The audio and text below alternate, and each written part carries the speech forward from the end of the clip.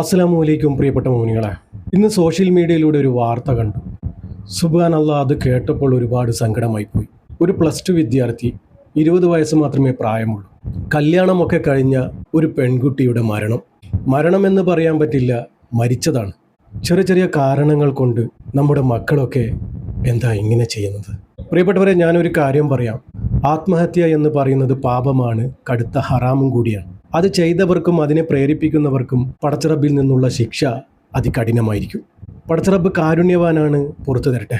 ഈ അടുത്തായി കണ്ടുവരുന്നതാണ്, പെൺകുട്ടികൾ പഠിച്ചുകൊണ്ടിരിക്കെ അവരുടെ കല്യാണം നിശ്ചയിക്കുക, അവരുടെ കല്യാണം നടത്തുക, ബാക്കി പഠിപ്പ് ചെറുക്കൻ്റെ വീട്ടിൽ. ഇപ്പോൾ കുറേ കാലമായി കണ്ടുവരുന്ന ഒരു പ്രേരണയാണ് ഈ ഒരു വിവാഹ ചടങ്ങ്. മക്കളെ നിങ്ങളെ എപ്പോഴും വേണമെങ്കിലും കെട്ടിച്ചയച്ചോ. പഠിച്ചുകൊണ്ടിരിക്കുന്ന കുട്ടി, ഒരു അന്തും കുന്തും ഇല്ലാണ്ട് നടക്കുന്ന കുട്ടി, അവർക്ക് വീട്ടുകാര്യങ്ങളെക്കുറിച്ചോ മറ്റു കാര്യങ്ങളെക്കുറിച്ചോ ഒന്നും അറിയാത്ത മക്കൾ, അവർ പഠിച്ചുകൊണ്ടിരിക്കുകയാണല്ലോ. അപ്പോൾ പഠിച്ചുകൊണ്ടിരിക്കുന്ന കുട്ടിയെ പെട്ടെന്ന് കല്യാണം കഴിപ്പിച്ച് വലിയൊരു പ്രാരാബ്ദം അവരുടെ തലയിലേക്ക് വരികയാണ്. പ്ലീസ് അങ്ങനെ ചെയ്യരുത്. പഠിത്തം കഴിഞ്ഞ് ഒരു പക്വത വരുന്ന സമയം, വീട്ടിലെ കാര്യങ്ങൾ മനസ്സിലാക്കുന്ന സമയം, കുടുംബജീവിതം എന്താണെന്ന് മനസ്സിലാക്കുന്ന സമയം, നമ്മൾ വീട്ടുകാരുമൊത്ത് ഇടപഴകുന്ന കാര്യങ്ങളൊക്കെ മനസ്സിലാക്കുന്ന ആ ഒരു പ്രായം. പഠിച്ചുകൊണ്ടിരിക്കുന്ന കുട്ടികൾക്ക് അതൊന്നും മനസ്സിലാവില്ല. നമ്മൾ മക്കളെ പഠിപ്പിച്ച് പ്രാപ്തരാക്കുക, അവർക്കൊരു പക്വത വരുത്തിച്ചു കൊടുക്കുക. ചിലപ്പോൾ ചെറിയ കാരണങ്ങൾ കൊണ്ടായിരിക്കാം ഈ പെൺകുട്ടി ഇത് ചെയ്തത്. എലിവിഷം കഴിച്ചിട്ടാണത്രേ ഈ കുട്ടി മരണപ്പെട്ടത്. കാരണങ്ങൾ അറിഞ്ഞാൽ അതൊന്നും ഒരു മരിക്കാനുള്ള കാരണമായിട്ട് നമുക്ക് തോന്നുന്നില്ല. അസ്ന എന്ന ഈ കുട്ടിയെയും പഠിച്ചുകൊണ്ടിരിക്കുകയാണ് കല്യാണം കഴിപ്പിച്ചത്. ബാക്കി പഠിപ്പ് ചെറുക്കൻ്റെ വീട്ടിലായിരുന്നു. അതാണിപ്പോൾ പ്രശ്നമായത്. ഈ സംഭവം നടന്നിരിക്കുന്നത് ആലത്തൂറാണ്. ഭർത്താവിൻ്റെ വീട്ടിൽ വെച്ച് എലിവിഷം കഴിച്ച് തുടർന്ന് കോഴിക്കോട് ആശുപത്രിയിൽ എത്തിച്ചു. അങ്ങനെ ചികിത്സയിലായിരിക്കെ ഈ പെൺകുട്ടി മരണപ്പെട്ടു. കാരണം എന്താണെന്ന് ചോദിച്ചാൽ പഠിത്തം തന്നെ. പഠിക്കാനുള്ള മോഹവുമായിട്ടാണ് കല്യാണം കഴിഞ്ഞ് ഭർത്തൃ വീട്ടിൽ ചെന്നത്.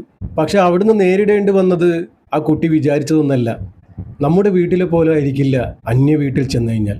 അത് നമ്മൾ മാതാപിതാക്കൾ പറഞ്ഞ് മനസ്സിലാക്കി കൊടുക്കണം. കല്യാണം കഴിഞ്ഞിട്ട് 1 വർഷമേ ആയിട്ടുള്ളൂ, ഒന്ന് അവരുമായി ഇണങ്ങി വരണം അത്രേ. അതൊക്കെ നമ്മൾ മക്കൾക്ക് പഠിപ്പിച്ചു കൊടുക്കണം. ഇതിപ്പോൾ ചെറിയ കാരണമായിട്ടാണ് നമുക്ക് തോന്നുന്നത്. അത് ഏത് തരത്തിൽ വേണമെങ്കിലും നമുക്ക് എടുക്കാം. ആ കുട്ടിയോട് ഈ ഭർത്താവിൻ്റെ ഉമ്മ പറഞ്ഞു അത്രേ, വീട്ടു ജോലികളൊക്കെ കഴിഞ്ഞതിന് ശേഷം നീ സ്കൂളിൽ പോയാൽ മതിയെന്ന്. അത് നമുക്ക് 2 രീതിയിൽ പറയാം. വീട്ടു ജോലി കഴിഞ്ഞിട്ട് സ്കൂളിൽ പോയാൽ മതിയെന്ന് കർശനമായി പറയാം, സൗമ്യമായും പറയാം. മോളെ, വീട്ടിലുള്ള ജോലിയൊക്കെ കഴിഞ്ഞിട്ട് മോക്ക് സ്കൂളിൽ പോകാൻ കേട്ടാ, അങ്ങനെയും പറയാം. അത് ഏത് രീതിയിലാണ് പറഞ്ഞതെന്ന് നമുക്കറിയില്ല. അതാണ് ഒരു കാരണം പറയുന്നത്. ഈ കുട്ടി എലിവിഷം കഴിക്കാനുള്ള കാരണം അതാണ് പറയുന്നത്. ഈ ഒറ്റ വാക്കുകൾ തന്നെ നമുക്ക് 2 രീതിയിലും പറയാം. ചില മക്കളുടെ കാര്യം നമുക്കൊന്നും പറയാൻ കഴിയില്ല. ചിലപ്പോൾ സങ്കടം കൊണ്ടാകാം, അല്ലെങ്കിൽ വാശി കൊണ്ടാകാം. ഈ 2 കാരണങ്ങൾ കൊണ്ടാണ് മക്കൾ ഇങ്ങനെ ആത്മഹത്യക്ക് മുതിരുന്നത്. അത് ഇല്ലാതാക്കേണ്ടത് നമ്മൾ മാതാപിതാക്കൾ തന്നെയാണ് പറഞ്ഞ് മനസ്സിലാക്കി കൊടുക്കേണ്ടത്. ഒരു വീട്ടിലേക്ക് പറഞ്ഞയക്കുമ്പോൾ അതിനുള്ളൊരു പക്വത നമ്മൾ വരുത്തിച്ചു കൊടുക്കണം. നമ്മളെ സ്വന്തം മാതാപിതാക്കളെ പോലെ ആയിരിക്കില്ല ചിലപ്പോൾ അവിടുന്ന് പെരുമാറുക. പുതിയ ആളാണ്, അന്യന്മാരാണ്, അവരുമായിട്ടൊന്ന് ഇണങ്ങി വരണമത്രേ. നമ്മുടെ വീട്ടിലാകുമ്പോൾ ജനിച്ചു വളർന്ന നമ്മുടെ ഉമ്മയും ഉപ്പയും കൂടപ്പിറപ്പുകളുമാണ്. അവിടെ അത് വിഷയം വരില്ല. പുതിയ വീട്ടിലാകുമ്പോൾ നമുക്കറിയാത്ത ആളുകൾ, പരിചയമില്ലാത്ത ആളുകൾ, അവരുമായി ഒരു സ്നേഹബന്ധം നമ്മൾ പുലർത്തണമത്രേ. അതിനു മുന്നേ ചിലപ്പോൾ ഇങ്ങനെയൊക്കെ വരാം. പിന്നെ ഒന്ന് എനിക്ക് പറയാനുള്ളത്, പഠിക്കുന്ന മക്കളെ ഇതുപോലെ നിങ്ങൾ കെട്ടിച്ചയക്കാതിരിക്കാം. പഠിപ്പൊക്കെ കഴിഞ്ഞ് കുറച്ച് നാൾ വീട്ടിലിരുത്തി വീട്ടുകാര്യങ്ങളൊക്കെ കണ്ടു മനസ്സിലാക്കി ഒരു പക്വത വന്നതിന് ശേഷം കെട്ടിച്ചു വിടുന്നതായിരിക്കും ഏറ്റവും നല്ലത്. ഇരട്ടക്കുളം അബ്ദുറഹീമിൻ്റെ ഭാര്യയാണ് മരണപ്പെട്ട അസ്ന, 20 വയസ്സ്. കഴിഞ്ഞ വർഷം ഏപ്രിലാണ് ഇവരുടെ കല്യാണം കഴിഞ്ഞത്. ഈ കുട്ടിക്ക് ആ വീട്ടിലുണ്ടായ അനുഭവം പറയുന്നത് ഇതൊക്കെ തന്നെയാണ്. വീട്ടിലുള്ള എല്ലാ ജോലികളും കഴിഞ്ഞതിന് ശേഷമേ ഈ കുട്ടിയെ സ്കൂളിലേക്ക് പോകാൻ അനുവദിക്കുകയുള്ളൂ. ആ ഒരു മനപ്രയാസം, ആ ഒരു വിഷമം, ആ ഒരു പ്രയാസമാണ് ഈ കുട്ടിയെ ഇങ്ങനെ ഒരു ചിന്തയിലേക്ക് എത്തിച്ചത്. അങ്ങനെയാണ് ഇതിൽ പറയപ്പെടുന്നത്. ജീവിതം എന്ന് പറയുന്നത് നമ്മുടേതാണ്. ഒരു നിമിഷത്തെ വാശിയിലോ ചെറിയൊരു സങ്കടം കാരണമോ തീർക്കാനുള്ളതല്ല നമ്മുടെ ജീവിതം. എല്ലാ വിഷമങ്ങളും പ്രയാസങ്ങളും നമുക്ക് തരണം ചെയ്യാൻ പറ്റും.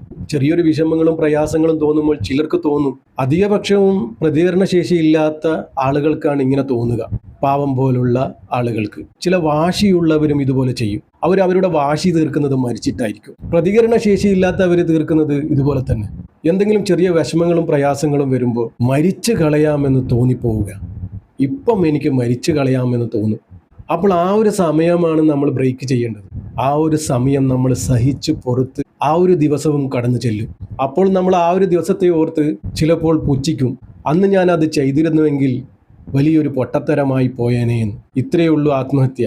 നമുക്ക് ആ ഒരു നിമിഷത്തിൽ തോന്നുന്ന പൊട്ട ബുദ്ധി.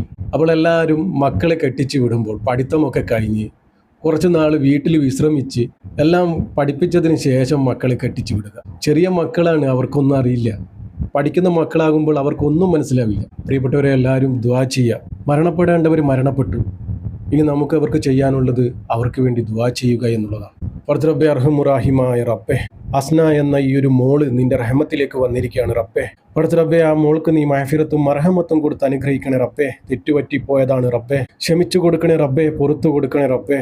ഖബറിലെയും നരകത്തിലെയും മുഴുവൻ അദാബിനെ തൊട്ടും ഈ മയ്യത്തിനെ നീ കാക്കണേ റബ്ബേ. പടച്ച റബ്ബേ, ഈ പൊന്നുമോള് ചെയ്ത തെറ്റുകൾ നീ പുറത്തു കൊടുക്കണേ റബ്ബേ. ഈ മോൾക്ക് നീ സ്വർഗം കൊടുത്ത് അനുഗ്രഹിക്കണേ റബ്ബേ, നരകം ഹറാമാക്കി കൊടുക്കണേ റബ്ബേ. പടച്ച റബ്ബേ, ഈ മയ്യത്തിന് നീ പുറത്തു കൊടുക്കുകയും കാരുണ്യം ചെയ്യുകയും സൗഖ്യം നൽകുകയും മാപ്പ് കൊടുക്കുകയും ചെയ്യണമേ റബ്ബേ. ഈ പൊന്നുമോളുടെ പരലോക ജീവിതം നീ റാഹത്തിലാക്കി കൊടുക്കണേ റബ്ബേ, സന്തോഷത്തിലാക്കി കൊടുക്കണേ റബ്ബേ. പടച്ച റബ്ബേ, ഇതുപോലുള്ള ആത്മഹത്യ പോലുള്ള മരണത്തെ തൊട്ട് ഞങ്ങളെ എല്ലാവരും നീ കാക്കണേ റബ്ബേ. പടച്ച റബ്ബേ, നമ്മുടെയൊക്കെ ജീവിതവും മരണവും നീ സന്തോഷത്തിലാക്കി തരണേ റബ്ബേ. ഈമാനോടുകൂടി ജീവിച്ച് ഈമാനോടുകൂടി മരിക്കാനുള്ള ഭാഗ്യം ഞങ്ങൾക്ക് ഏവർക്കും നൽകണേ റബ്ബേ. അവസാനം ലാ ഇലാഹ ഇല്ലല്ലാ എന്ന് ചൊല്ലി പുഞ്ചിരിച്ച് മരിക്കാനുള്ള ഭാഗ്യം ഞങ്ങൾക്ക് ഏവർക്കും നൽകണേ റബ്ബേ. പടച്ച റബ്ബേ, ഈ പാപിയായ സാധാരണക്കാരായ ഞങ്ങളുടെ ദുആ നീ സ്വീകരിക്കണേ റബ്ബേ. ഈ മോളുടെ ഖബറിലേക്ക് നീ എത്തിച്ചു കൊടുക്കണേ റബ്ബേ. ആമീൻ ആമീൻ യാ റബ്ബൽ ആലമീൻ.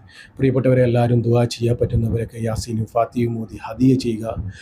ആരും മുഷിപ്പ് തോന്നരുത്. ഇൻഷാ അല്ലാഹ് ദുആ വസിയത്തോടെ. അസ്സലാമു അലൈക്കും വറഹ്മത്തുള്ളാഹി.